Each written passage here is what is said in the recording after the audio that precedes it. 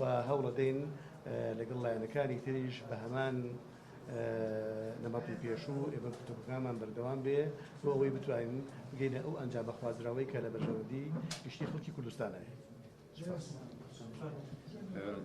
دیارە زروفی ئێستای کوردستان پێویستی بە هەمانجی هەموو لایەنێک هەیە بۆ ئەوەی هەموو لایەنێک بگەنە بڕیارێکی چارە نووساز بە تایبەتی لەم زروفی ئێستا کە کوردستانی پیاڕوات ئەمە لایەک شەڕێدا عەشە لایەک ئەزمەی اقتصادیمان هەیە ئەزمەی بنزینمان هەیە شتمان هەیە بە تاکید ئەگەر بێت و لایەنەکان هەموو بەیەکەوە بتوان لێک نێزیک کەونەوە و بتوانن ڕەئی یەکتر وەرگرن بۆ ئەوەی چارەسەر بۆ ئەم شتانە بدۆزنەوە بە تایبەتی مەسەلەی یاسای سەرۆکایەتی هەرێم و ئەم جۆرە شتانە. دیارە وەفدی برایانی یەکێتی کە هاتن بۆ لامان ئەمڕۆ هەر لەو خۆی لەم چوارچێوە دەبینێتەوە و توانیمان گفتوگۆیەکی تێر و تەسەر لەسەر ئەم بابەتانە بکەین بە هیوای ئەوەی چارەسەری هەموو گیر و گرفت و مەشاکلەکان بکرێتن و طبعاً ئەمەش تەنها بەلایەنێک و دوولایەن ناکرێ ئەم کێشەیە ئەم کێشانەی کە ئێستا کە هەیە پەیوەندیدارە بە هەموو ملەتەکەمانەوە و پێویستە هەموو کەسێک ڕەئی هەبی لەم مەسەلەیە حتا یەک تاکە کەسی سربەخۆش ئەگەر بێت و ڕەئی وەربگیرێ ئەمە شتێکی باشە بۆ ئەوەی بتوانین لەو قەیرانە دەرباز بین و سوپاس.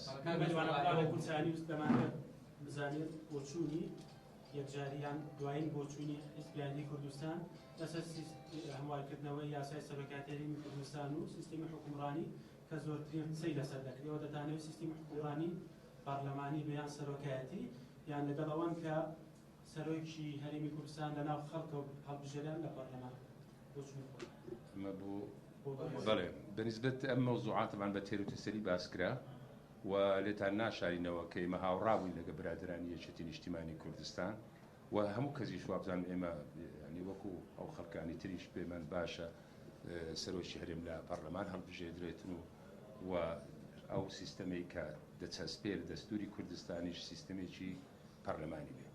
پرسیارێک بۆ جەنابتان دەبوو لە سەرەتای هەفتەی داهاتووە کە ئیمڕۆ دەکات بەڕێز وتەبێژی مەکتەبی سیاسی وتی کۆبوونەوەکانمان لەگەڵ پارتی نیشتیمانی کوردستان دەبێت.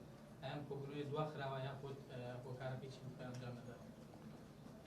کاک عیماد تحدیدی نەکرد پێی کۆبوونەوەکە دەستپێکە و ئێمە بەردەوامی لە کۆبوونەوەکانمان لەگەڵ هەموو لایەنەکان ئێمە نەمان بیستووە و ئەوەی کەوتویتی کرد لە خۆیان پرسیتەوە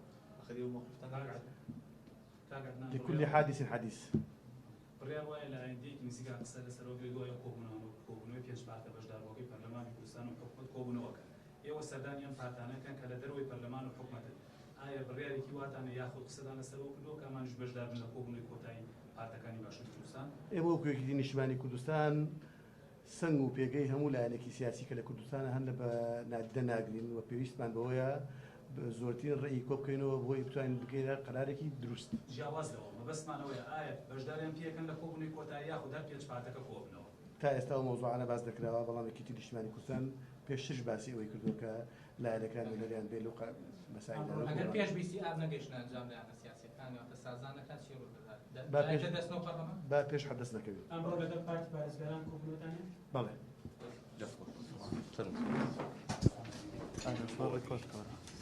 Yes.